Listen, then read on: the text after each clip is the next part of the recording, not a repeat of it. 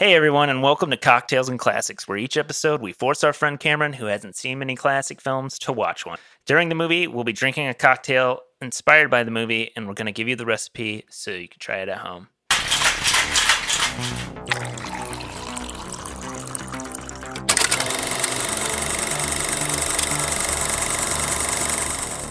Joining me this week are Cameron. Hey. Ben. Hey. Carlos. How's it going? And Zach. Hey, guys. So this week we watched Ghostbusters, a 1984 film, and to get us started, we need a little liquid refreshment. So, Carlos, what are we drinking this week? Thanks again for tuning in, everyone. This week, we are making the Ghostbuster drink. Now, this recipe comes to us from the Spruce Eats, written by Colleen Graham. So check it out in the show notes below. But here's what you're going to need for this drink. You're going to need 1.5 ounces of peach schnapps, 1.5 ounces of melon liqueur, and 3 to 5 drops of Irish cream liqueur.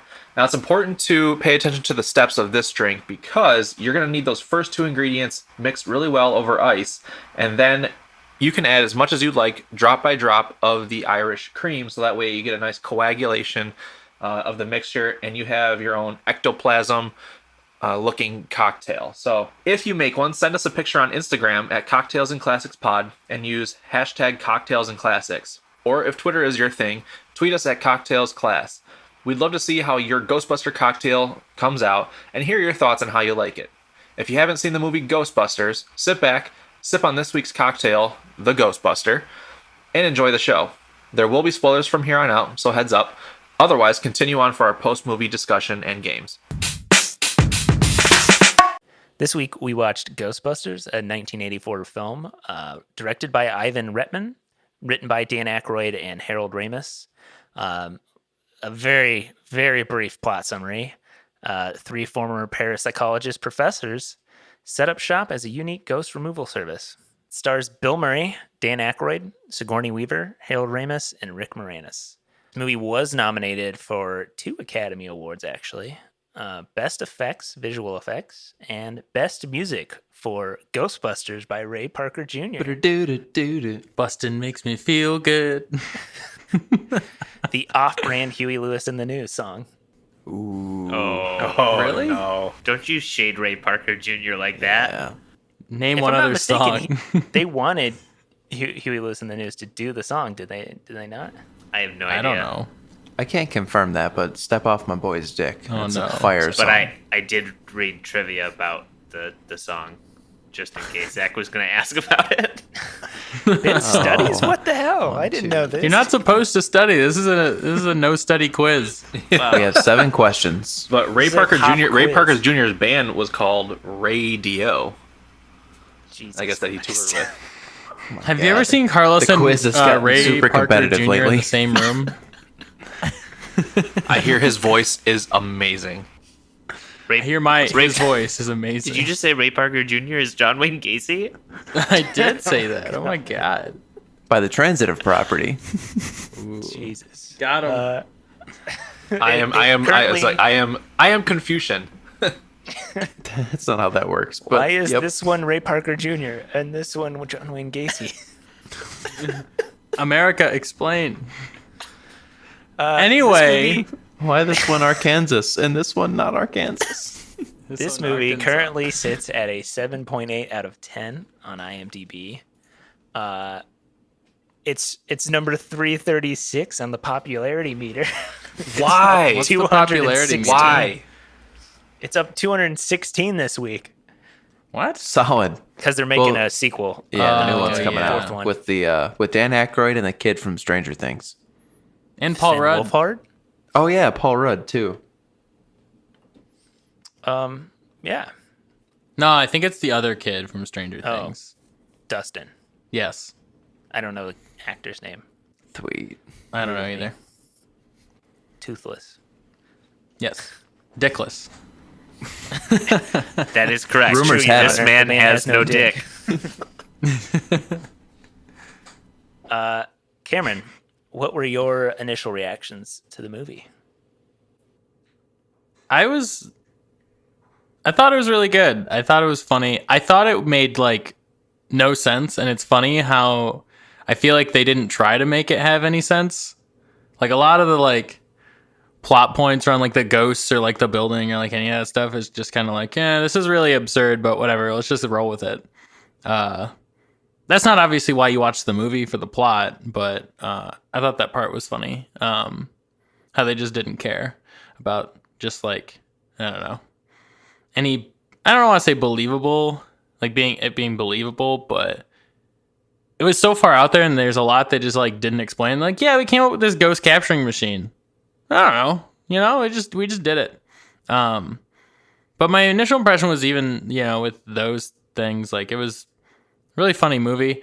I'm always wary of comedy movies, older comedy movies, because I feel like a lot of times they just don't translate well when you watch them, like really any more than like 10 years later, a lot of times. But this one I think does translate really well still.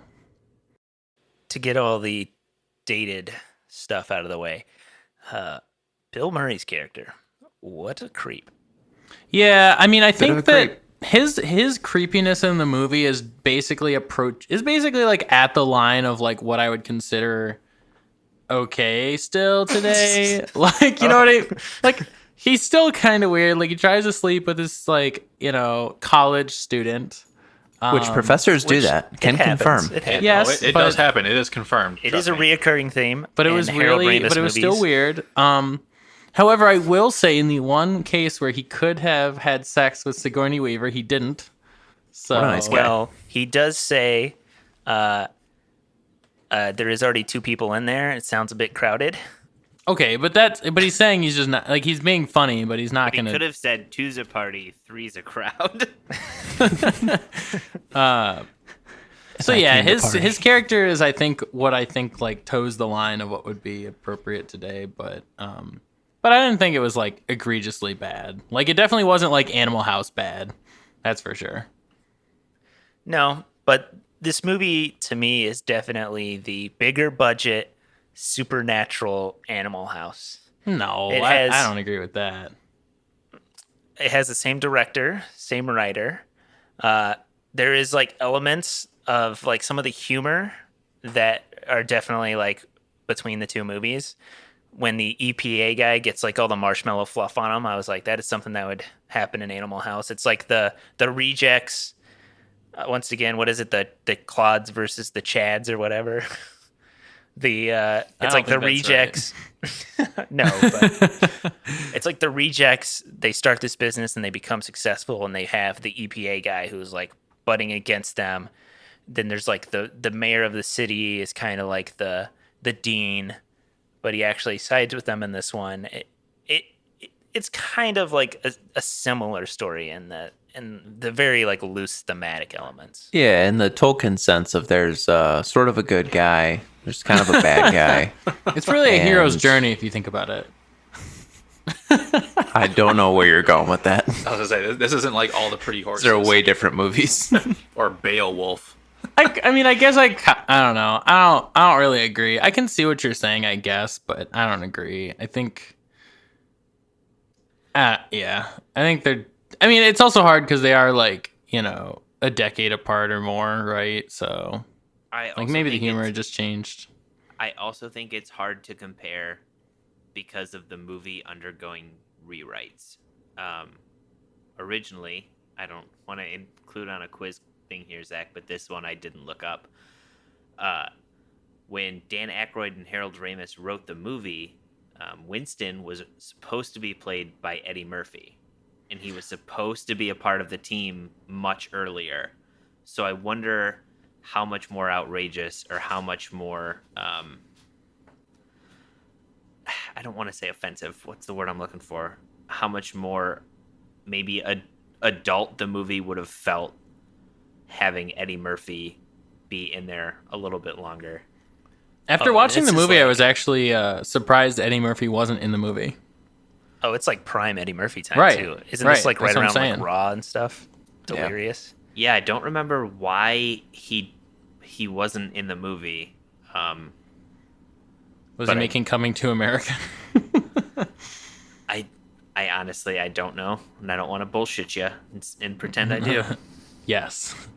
They're making a sequel So, to yes. Coming to America, by the way. Oh. I did hear that. When someone asks you if he was making Coming to America at that time, you say yes.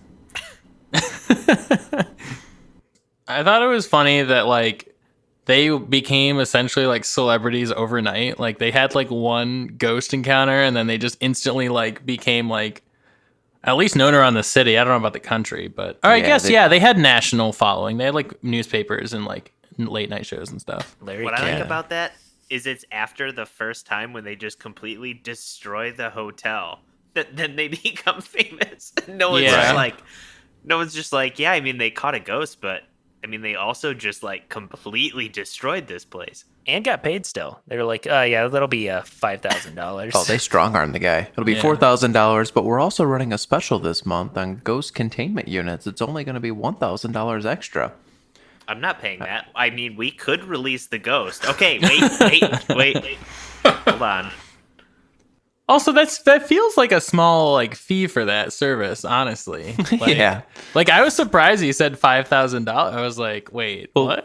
Think about it. How much? But think about how much the value of a home drops if like somebody's like, oh yeah, the owner died in like the 1800s and he haunts the place. Like that's the beginning of every horror story where the country family's like, oh yeah, we got a great deal. It's a $500,000 house. We got it for $45. I have no idea why. Because those white But it people comes with don't your own care like about ghosts. it comes with your own like 16th century witch ghost or something. Anything that did or did not surprise you? No. All right, that's good. There's not a lot to be surprised about in this Yeah. movie, right? Like you kind of teed it up. There's no Yeah. strong plot. It's Right. just goofy. It's just goofiness. It's Bill Murray, Dan It's just Aykroyd. goofs and gags. Right. Goofs If and anything, I was gags and surprised gags. at the lack of a coherent plot. But that's not. I don't think that detracts from enjoying the movie at all. I just don't think. I was surprised at how little that mattered. Yeah, there's like no plot, but also I feel like it's been copied, or you kind of like know it's kind of bled into the pop culture a little bit. The like big bits, like the Stay Puft Man, or like Crossing the Streams, that sort of stuff. I feel like it's kind of like bled into the culture to where you know it. I will say I think it was kind of refreshing that they like it wasn't a long drawn out movie. I feel like a lot of even like comedy movies try to like draw things out and have like a point to the movies, and it's refreshing where the Judd Apatow films. I mean nothing in particular, but We just lost like a solid chunk of our listener base. Yeah. I'll say No.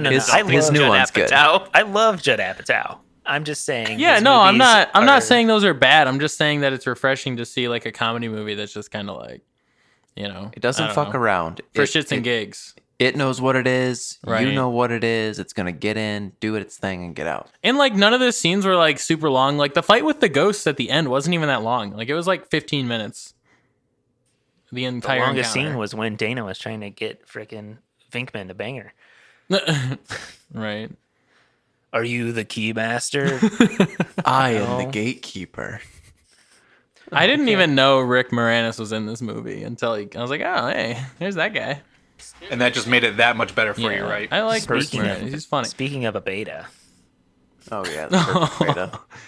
I love the part where they're where he's having the party, and the one girl's like, "Oh, I think I might leave," and he starts dancing with her, and the other couple come in, and he just starts talking about their income. And everything. Yeah, that was he like so takes their weird. shirts. He's like, "Oh, this is Ted. He owns a small carpet cleaning business, and Anita is earning pension from a deferred salary. They're doing well." It's like, I don't think. Oh, it was random weird because it was people like need all to know his that. clients at Yeah. a party. He was trying to get because he more can clients. write it off. Yeah. Yeah, so he exactly. could reduce it, the costs as business Oh. expenses. This is $24 a pound. I only paid 14 because I'm using this as a He write-off. reminded me of such a Midwesterner when he was doing that shit, because Midwesterners love to be like, "Oh my god, I got this Aw. thing. It's normally $200. I got it for $125." That's the thing. When you talk about buying something around here, you don't talk about what it costs. You talk about how much you saved on Right. it. You talk Yeah. about what it didn't cost you. Yeah. Exactly. Yeah. With my Kroger rewards points, it was only this much. But with all of my Kohl's cash, No, that used to be the thing when I was a kid going into Kohl's is we'd walk out and my mom would go, "Look how much we saved." I'm like, "Yeah, but Look how look much at the you other spent." side of the receipt." I I mean, look at Target. If you use the Target app, it's always like, "Wowza, yeah. you saved $5 this trip." Wowza. It literally Gee says golly. that. Whoa, daddy. Target's still using slang from like 1960s Connecticut. That was an oddly specific reference. Gee willikers, way to go. Wowza. That's like Leave It to Beaver language. Gee, Dad, do you think we can save $10 next time? No, son, we're in debt. We're in crippling debt. The housing market is collapsing. No, son, we just Run bought a now. house. Son, did you not hear Lewis introduce me at his party? We can't afford this. Diversify your portfolio. What are you doing? We're on fixed Liquidate. income. We can't do that. Don't put all your money in Digital Turbine. Was there a most memorable or a best scene for anybody? Bustin' makes me feel good. I don't know if that was a scene. That might be a most quotable line, maybe. I think it was at the it wasn't a scene. It played, I think, during the credits. It is does. when that line came out. That was an iconic line, like spaced out, all caps, iconic. I think for me, the most memorable scene probably was, I think, just the first time they encounter a ghost. Just because it's entertaining to kind of watch them get their bearings. And like I said, I could just consider this movie like a weekend movie. Like if it's on, I'll turn it on and watch it. But for these guys, like to have that scene first where they're trying to, I think it was the green ghost, wasn't it? The green blobby ghost. The librarian one? No, yeah, the first was a library ghost that like was a lady, and then she turned into this like giant creepy monster when they got close. Get her! Yeah, no, I thought it was just entertaining because it kind of just like, it's going to kind of like set the premise for the rest of obviously what they're going to encounter and how they're going to do it. So it's entertaining. That was probably it for me. My favorite scene in this movie is the exchange when the Ghostbusters are talking to the mayor. And they're like, oh, this is real Old Testament shit. Like fire and brimstone raining from the sky. And then Peter Venkman jumps in. Human sacrifice, dogs and cats living together, mass hysteria.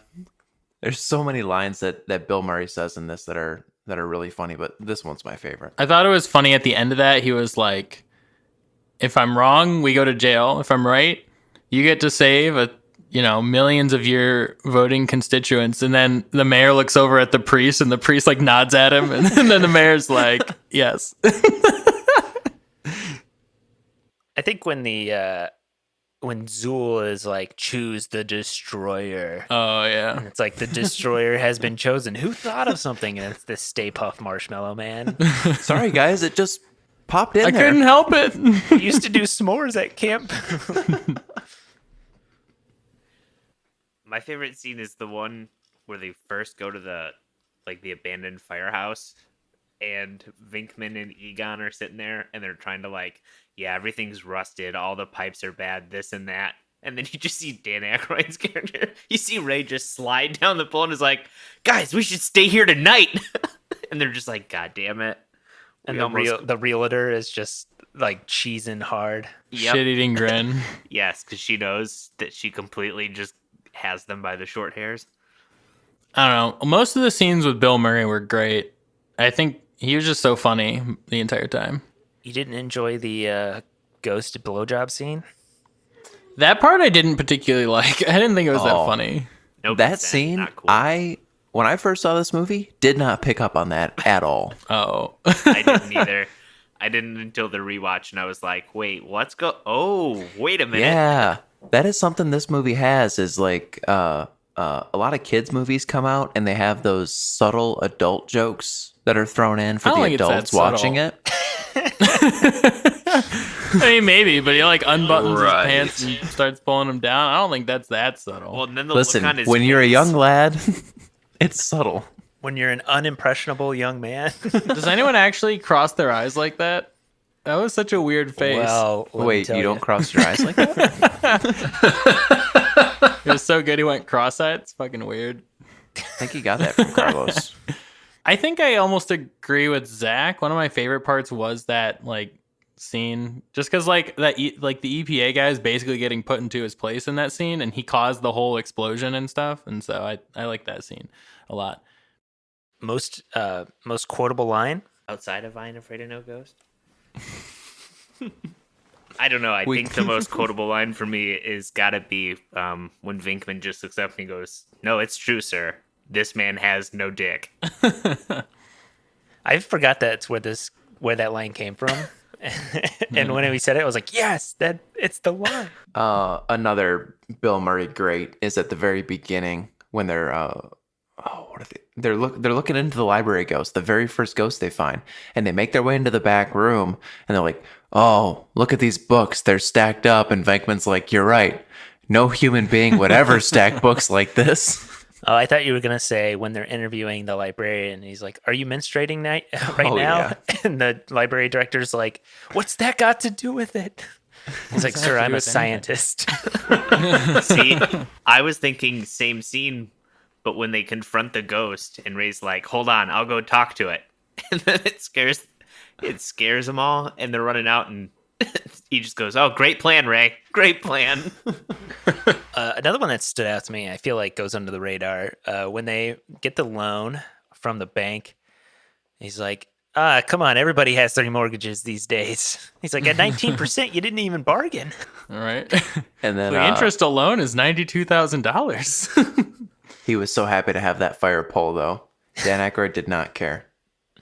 He was in the zone. I collect spores, mold, and fungus.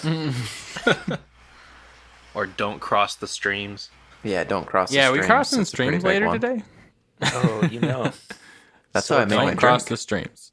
Venkman, when he's at Dana's house, and he's talking to her about the dogs and like Gozer and stuff inside of her fridge, and he goes, "Oh yeah, you don't expect that out of that sort of appliance."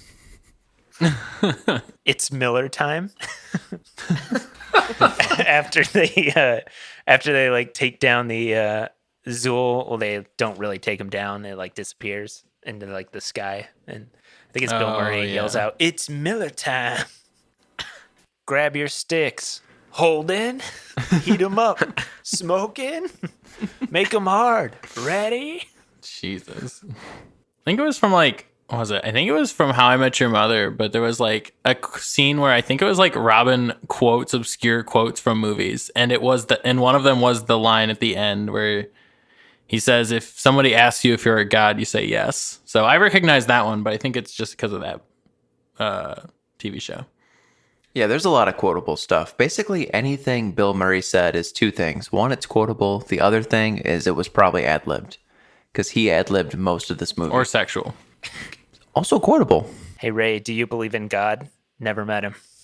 I like when she's the secretary is asking Winston, "Do you believe in this, and this?" And he goes, "I mean, I'll believe whatever you pay me to." Yeah. We came, we saw, we kicked its ass. Yeah, that was one that is Yeah. like highly quotable from the film. I say that all the time, Oh, as yeah. often as I can. Holy shit moment? Was there one? I feel like the dogs attacking people was a pretty holy shit moment, because, I mean, the ghosts weren't, like, attacking people up to that point, but then those, like, demon dogs, like, came up and, like, went through the party and then just started chasing Rick Moranis around New York. Like, I feel like that was, like, a insane moment in the movie. And it seemed that no one could see them? Yeah, that was the other thing, is when the patrons, like, looked out at the... But the guests at the party could, I think. Well, yeah, They were all freaked said out. They saw a bear or a cougar. What is it with people? It's either in movies or like TV shows. There's always this like supernatural being, and they're like, I don't know, it's like a cat or something. Like they never can recognize that it's something that they don't know. They're like, oh yeah, it's like a bear. I think that's just the human mind. You don't want to believe something guess. that you can't explain.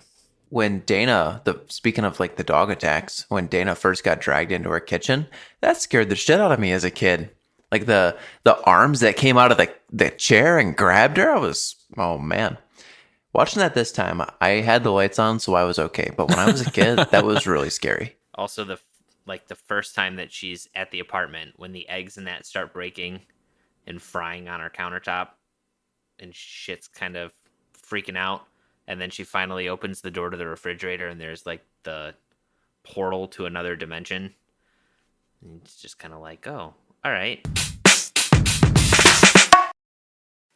Today's episode is brought to you by Audible. How it works is every month members get 1 credit to pick any title, plus 2 Audible originals from a monthly selection. Audible has a free, easy-to-use app that allows you to download titles and listen offline at your convenience. Dylan and Ben, what are your experiences with Audible? So I used the Audible free trial a couple years ago, and I've gone back to it since. I listened to Pet Cemetery by Stephen King, and I really like it when I'm driving on like long road trips. I used it to listen to one of James Ellroy's LA quartet novels, The Big Nowhere. I would definitely recommend it to anyone on the go, whether it's just driving to work or for long flights. It's great. You can, listen to something on your phone, connect it to Bluetooth. You get to work, log into your work computer, and listen up. To start your free 30-day trial, go to audibletrial.com/cocktailsandclassics, all lowercase. Again, that's audibletrial.com/cocktailsandclassics. After your free trial is up, it'll cost $14.95 per month. However, there are no commitments, and if you can't decide what to listen to at that particular month, that's okay. You can always roll your credits over for up to a year. A little bit of a tradition around here is Zach takes over and gives us a little quiz. Zach, take it away.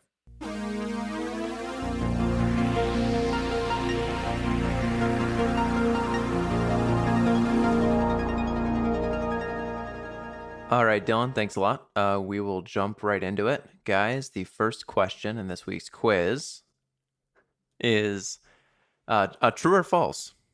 When adjusted for inflation, this is Columbia Pictures' highest grossing film.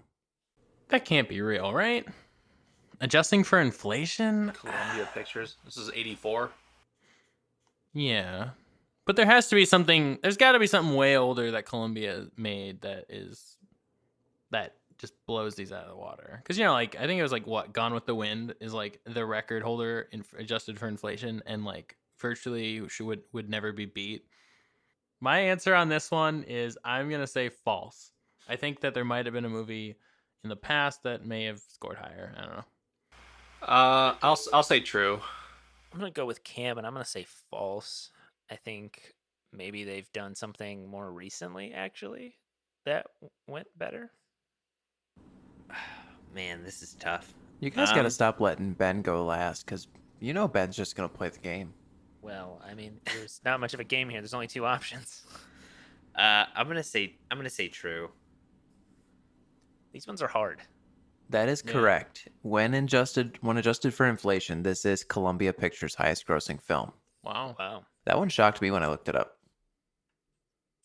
Well, in 84 it grossed wasn't it almost 300 million? I doubt it grossed 300 million in 1984. Maybe worldwide? So we have Ben and Carlos on the board with 1 point. Cam and Dylan are in a very close tie with 0 points. Let's head into question number 2. Which of the following late-night talk show hosts auditioned for the role of Louis Tully? Is it A, David Letterman, B, Johnny Carson, or C, Jay Leno? We had a similar question about somebody interviewing for a different role. That was a late night host. Yes. It was in our airplane episode. Oh, yeah. I'm going to say Letterman then, since that was the same fucking guy. I think. If I remember correctly, it was Letterman who had interviewed for a part in that movie. So I'm going to say him. Yeah, I'll say Letterman. I'm going to say Jay Leno once again. I think, I don't know. I don't know how old he is, but he's got to be. He's up there. He would have been young, I feel like, around this time, but I'll say Jay Leno. I'm just trying to think of the time frame and trying to think when Leno took over late night. I'm gonna guess Letterman. All right, ladies and gents, we have a 3-way tie between Ben, Carlos, and Dylan. The answer was Jay Leno. Wow. Yeah. How could that movie have fit that giant chin? Alrighty, so question number 3. Which of the following titles was the original title of the movie? Is it A, Ghost Killers, B, Ghost Smashers, or C, Ghost Chasers? I'm going to go with C, Ghost Chasers. I think I'll go with Ghost Smashers. Do it. Go. I know Ben's do the answer. Ben's giving me that look right now. Like, Do the answer that is neither of them. I Then don't we have a want to guaranteed because winner. I think Ghost Smashers is the funniest title, I think. I do think it is Ghost Chasers, so I'll say Ghost Chasers. I think it's Ghost. I think it's B. I think it's Ghost Smashers. Ghost Smashers. Did it. That is correct. It is Ghost Smashers. I feel like that's the easiest transition from Smashers to Busters. Okay, so we have a tie, which means we will need another tiebreaker. Between Ben and Carlos, I have another. I like this format of closest without going over. Yes.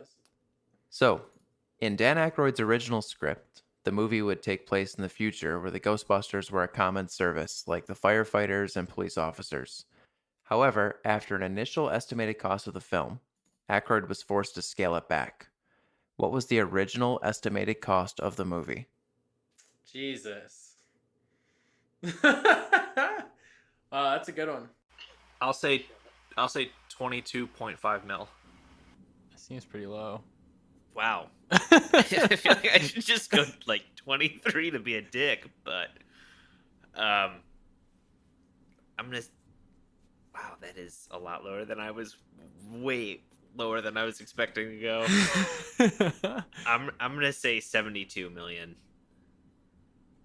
All right, so Carlos, you were at 22 and a half, and Ben is at 72. It's closest without going over, so Ben does win, but it's not even close. The estimated cost of the movie was $300 million. Wow. Holy shit. Yeah, this was a major. That's actually why Harold Ramis was brought in to kind of scale back the film. He said it in like future or present day, and really brought back that budget. Oh my god, that's insane. The movie budgets weren't really that big back then, Oh right? no, a $300 million movie is a lot today. Yeah, I was gonna say that's. I mean, how much did fucking Avengers cost to make? Wasn't it like 100 mil or something like that? No, that I don't know, but I think it would have been a lot more than that. Yeah, it's probably more than that. sorry. It was, so all right, so Avengers Endgame cost $356 million to make. So that movie in 1984 would have only cost $50 million less than Avengers Endgame. It ended up being 30 million for the actual budget. So 1/10 of Jesus. the Oh my estimated budget. God. Yeah, they would have almost made their money back by now. They'd still be about 5 million shy, but they would have almost made their money back. All right, guys, we need to release a toy line. We need to close that last $5 million gap. All right, so Ben's our winner this week with 3 points. Thanks for playing, everybody. Good job, Ben. Yay! So I scoured the internet for some not so kind reviews of Ghostbusters. So I don't want to sway you guys one way or the other on your reviews, but I want to hear your thoughts. So the first review I got off of Letterboxd. It's 1.5 out of 5 stars from Colin W. April 13th, 2018, said, I watched Ghostbusters a few months ago, and while I was watching, I had a ham and cheese sandwich, but I accidentally put in ham that was a few weeks expired, so I ended up getting really sick from the sandwich. Now every time I watch or think about Ghostbusters, I get nauseous, so by default, I cannot give this film a good rating. It was not a bad film, though. Well, your first I get problem it. was the ham and I cheese feel like sandwich this guy there, boy. actually rated the ham and cheese sandwich rather than Ghostbusters. Ham and cheese sandwich, cheese was good, bread for was an expired okay, ham and cheese. ham was expired. 1.5 out of 5. At least grill the thing to try to burn the bacteria. Carlos is like, you know what you do? You actually throw that shit in a quesadilla, put it in the microwave, and then take it out. See, that's the thing. That was his first mistake. He used bread, not tortillas. What an idiot! His second mistake was ham and not just more cheese. Yeah, you gotta go double cheese, triple cheese even. I don't understand. How do you even screw up a ham and cheese sandwich? There's 3 ingredients. Well, he said it 4 was if you're old. wild. He said it was He old. said he Wait, put in what's the fourth expired ingredient? ham. Like a condiment, like a ketchup, mustard, mayo, something. Okay. I see. I was thinking you go like Cuban and you put in a pickle or something. In yeah. there. Ooh. Go wild. But Cuban has sauce on it too, mustard usually, right? Yeah, mustard. I think it's ham, mustard, Some cheese. salami or something. There's another meat in there. I think forget. that's right. There's like a spicy meat in there. Salami, cheese, Now I want a Cuban. and Cuban bread. They are pretty good, but I don't know if anybody can't makes eat a them. vegetarian one. So Yeah. See like his review is perfect example of that operant conditioning. So I feel like he's got to rewatch. That was it too now. big of a word for me. I need you to wheel that back. He's and got to dumb watch that it down for without me. eating anything next time now, or at least have like a pizza or something next to him. Something solid, something safe. Something Yeah, I would like to safe. know- popcorn. I Popcorn. would like to know his actual rating of the movie, since he said it's not a bad film. I also find it hilarious that this guy decided to go on our website to write a review that basically said, "I got food poisoning." once." Not only that. I'm gonna go on Not here only and that. I'm gonna rate this sandwich I made. Right. It was basically going a to write sandwich a- rating. I'm going to tell the entire world that I gave myself food poisoning by not looking at true. the expiration date on ham. I mean, I have done that before. I went to make some pizza rolls, like homemade ones. Pizza rolls. Oh, I was went to gonna put say the pizza cheese rolls on there. expire. Shit. Yeah, no, I went to put the cheese on there, and I was like, "This is like 3 years old." It was not my fridge. Grabbed a handful of fuzz. Yeah, I was like, God. How does someone now have you 3-year-old cheese? I feel like it gets bad within months. It was They- not at Carlos's place. I promise They you were that. older folks. No, I give it 3 hours. Jesus. Carlos's cheese in Gotta his eat fridge less is like cheese. a private or like a Marine in Vietnam. You get dropped in, you know you're not gonna last very fucking long. Jesus Carlos- Christ. So, like back in the day, people had like a milkman. Carlos just is a cheese guy. Like every day, someone just brings fresh cheese cheese to his door. He's got a dealer. It's just the ice cream man, but he brings by cheese. too. He shows Y'all up got with like a y'all got any more of that cheese? Oh, That God. stuff in my pocket. I give stuffing your pockets full of cheddar a whole new meaning. 5 Hey, out kid, of 10. Great kid, experience come here. stuffing your pockets with cheddar. I love. As a consequence, I also loved Ghostbusters because my pockets were stuffed with cheddar. Carlos's I give cheese this guy movie- shows I up give in a this movie trench a coat. 4.5 out of 5.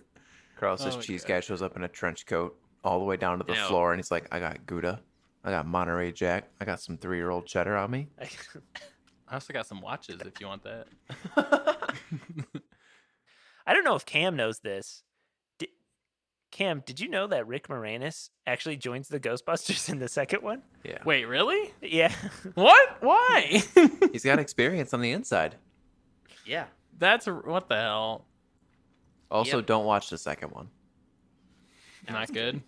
No. I No. love that at the end, like they all come out of the building, and he's like, "No, I wanna go with them in the. Does anyone want to interview me? I want to go with them in the car," and he like gets dragged away by the Yeah. bus. Yeah, the second Ghostbusters is like the definition of the studio got their hands on this thing that made money, and they tried to like remanufacture it, and it came out so bad. So this review, we're back to IMDb here. 1 out of 10. Thank God. Terribly overrated, boring is the title from I'm Forever One from March 10th, 2018. Terribly overrated movie, borrowing from the sci-fi influences from its time and before. Clunky writing, horrible acting by Bill Murray. Just FYI, I love older movies, and when I watched Back to the Future for the first time recently, I loved it and clapped out loud. This was so awful, I would boo out loud. Oh my God, The this writing guy was clapped not out good. loud. The writing was not good, and things felt forced from the beginning to the end. I imagine this guy's just sitting at home, or girl, is just sitting at home, like clapping, just by themselves. Mm-mm. What a giant loser clapping Yeah. it by yourself in You your know own what? house. You know what always makes me extremely critical of your review is the minute you Clapping go, out loud. I like old movies, but not this one. AKA, I liked one old movie, but I hate the rest of them. But because I like the one, I can say I like old movies. That's- It's okay because he clapped when he saw Back to the Future. Everybody else in the room clapped too. What's the sound of one hand clapping? Yeah, that's like a reoccurring theme. Is that someone's like, I didn't like this thing, But I do love the category that this falls under. Not that old movies is like a category, really. It's kind of a broad spectrum, but it's like, okay, yeah. How is No, but this it's like related to the other thing you said? yeah, it's like the Matrix. Like I love action movies. I loved Underworld, but I hate this movie.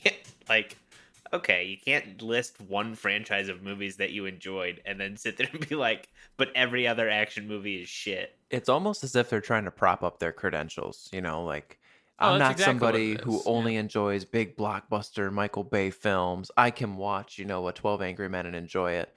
Ghostbusters sucks. Like, Yeah, I mean they're trying to establish credibility in the review because they're just like, yeah, I can Yes, critically but evaluate this because I don't hate every old movie.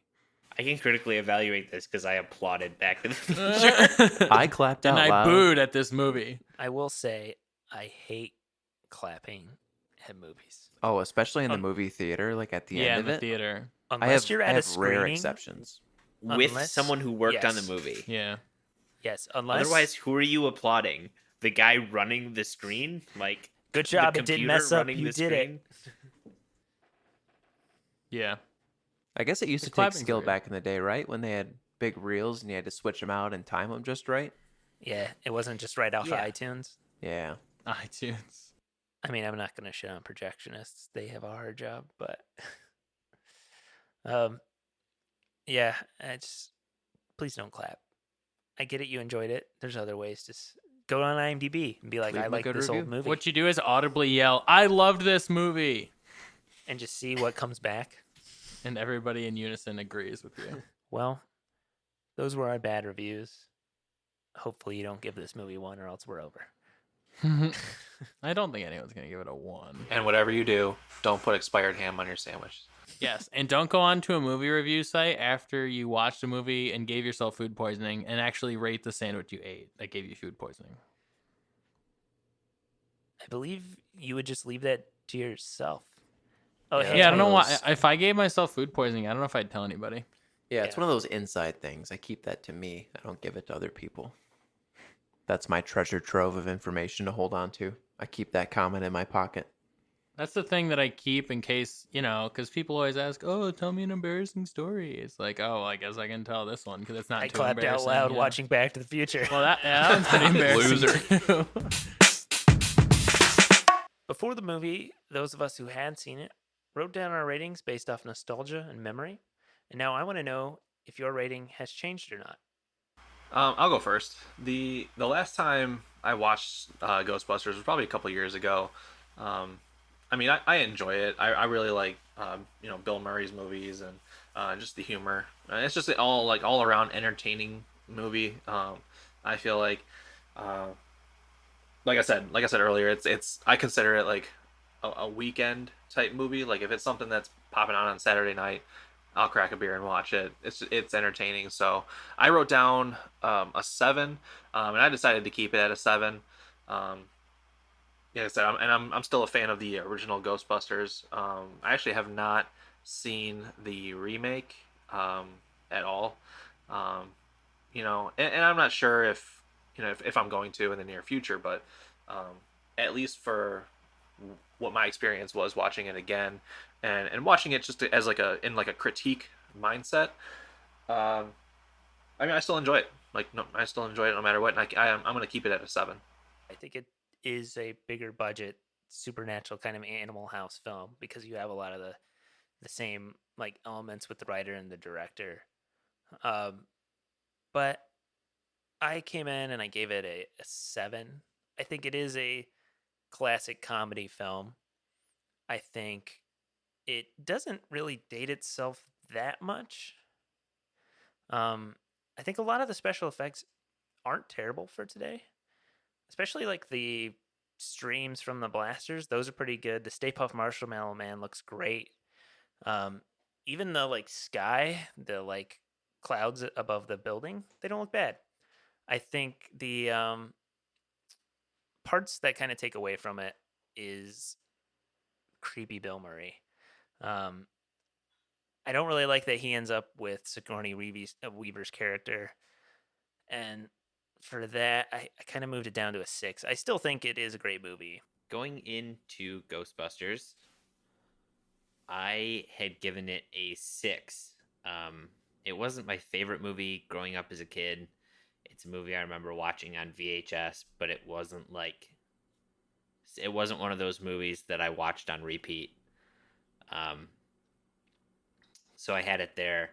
I remembered, some of the interesting parts, but after the rewatch, um, I actually bumped it up to a 7. I think after seeing different movies in that with a lot of kind of the same cast, some of the kind of things that were tied in, and I also the Netflix show Movies That Made Us.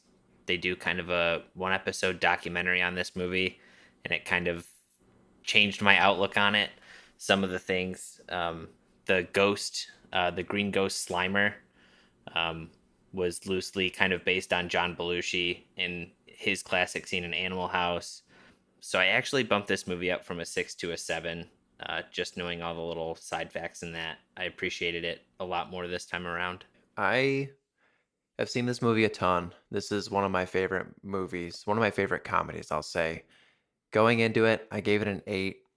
And coming out of it, I'm going to leave it at an 8. The humor in this movie, it holds up. It's very funny. There are some parts where Bill Murray does seem a bit creepy, but it's not as bad as other movies that came out around the same time. Um, some of the effects do look a little dated, but that's almost part of the humor in it. One thing that I really enjoy that this movie does is the painted background scenes. For example, when the corner of the apartment building blows up and they kind of pan away or they zoom out so the guys get kind of the full landscape view. It's actually a painting in the background, which I didn't notice until this time watching. They do that a lot, and I think it blends in really well. Um, I think the movie's pretty well done.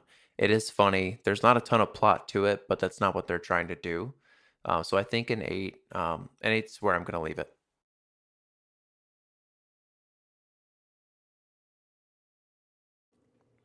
All right.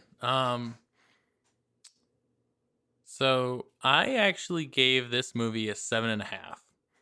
And the reason is I thought it was funny. I think that, like I said earlier, I think it really is kind of like some of Bill Murray's behavior in the movie, and it's not like him in particular, but just his character can be a little off-putting at times. But I think he basically creeps up to what is what I would consider acceptable in a movie today. Obviously his behavior isn't acceptable at times, but it's not so much so where I would, say don't watch it or turn it off or something like that. So I think it basically borders on that. And, most of the time, even still, he's still the funniest character in the movie. Movie's funny. The plot's non-existent, but I don't think you really need that. Special effects are pretty rough by today's standards. I mean, they usually are, but then again, I don't know. I mean, the original effects of other movies from even older time periods weren't that bad, but I don't know. It's hard to do the ghost thing just because that's a whole different ballgame than shooting lasers or something like that. It's hard. You can't really do practical effects as much with those. So I don't know. I think 7.5 is pretty fair. I think it's definitely a classic movie people should check out and watch. It's funny. I think it's still funny today, which is actually pretty impressive for an old comedy movie. If you enjoyed this, leave a rating and a review. And hit us up on Instagram at Cocktails and Classics Pod and use the hashtag Cocktails and Classics. Send us movie recommendations or drink recipes. Share us with your friends. And as always, drink responsibly.